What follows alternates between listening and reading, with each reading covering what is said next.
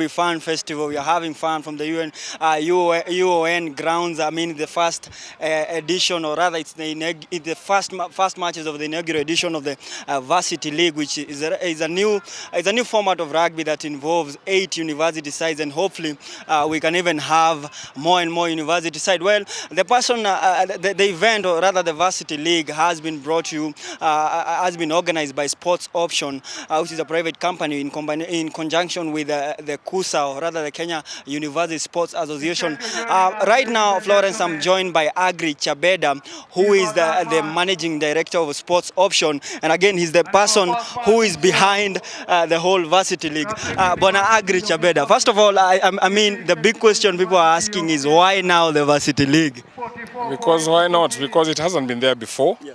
I think it's an idea that a lot of people have thought about, and so has myself and Sports Options for quite a long time. Yeah.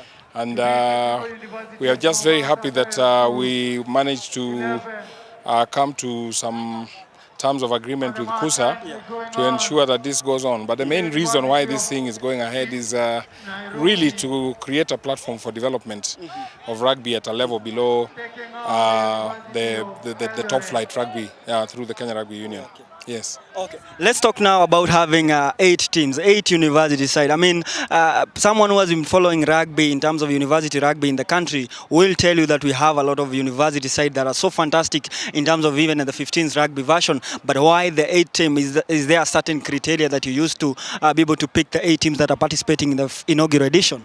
Yes. The idea is to create an elite competition, top competition within the universities, competed with by students who are registered within the university and who fall within the other eligibility criteria of playing for the university sides.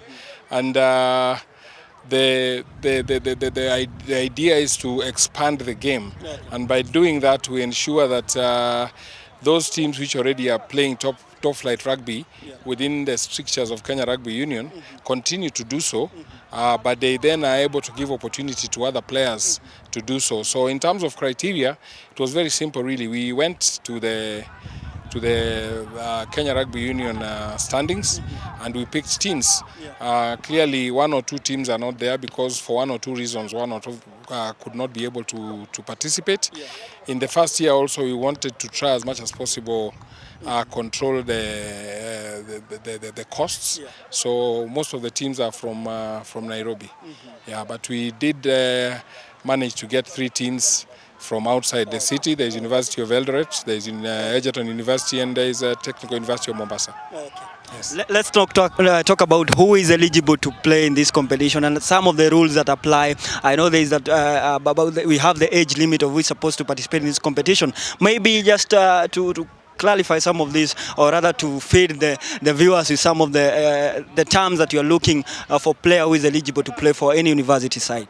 The eligibility criteria is set by KUSA, Kenya University Sports Association, and it is very simple. There are 2.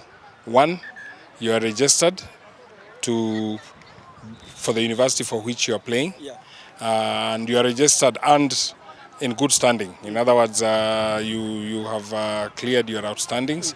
And the second one, you must be 25 years and below. Yes.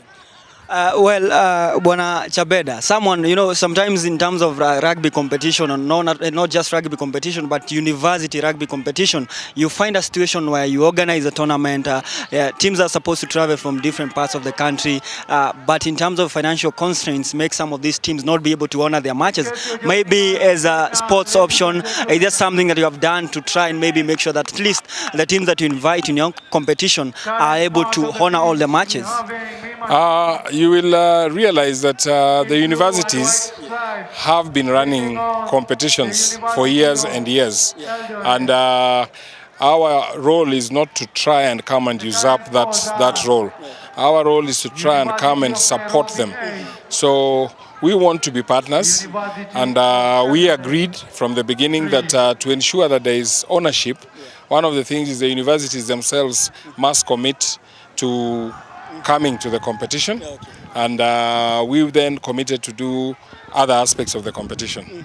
Yes. I mean, another question will be why rugby? Why not football? Why not volleyball or any other sport that again has a following in university? Why rugby? Is it maybe that you have something that a sports option you want to achieve in the rugby scene? Well, I must admit that I have a very soft spot for rugby. I have been following rugby since I was a child. I have played rugby for school. I've played rugby at my university. I almost played rugby for one club here, but I got employed out of town very quickly, and that was the end of my rugby career as an adult. But I continue to follow rugby. I have been an official, so I do have very deep roots in rugby, and so I decided to go with what I know. Plus also, when you go and find what rugby values are discipline, passion, solidarity, I forget one or two others. I forget the other two for now, but they are very, very similar to a lot of values that are espoused by very many corporate organizations. And these values are values that once you ingrained them in you, they really will help you later in life in terms of how you work, how you relate with other people, and how you develop yourself as a person.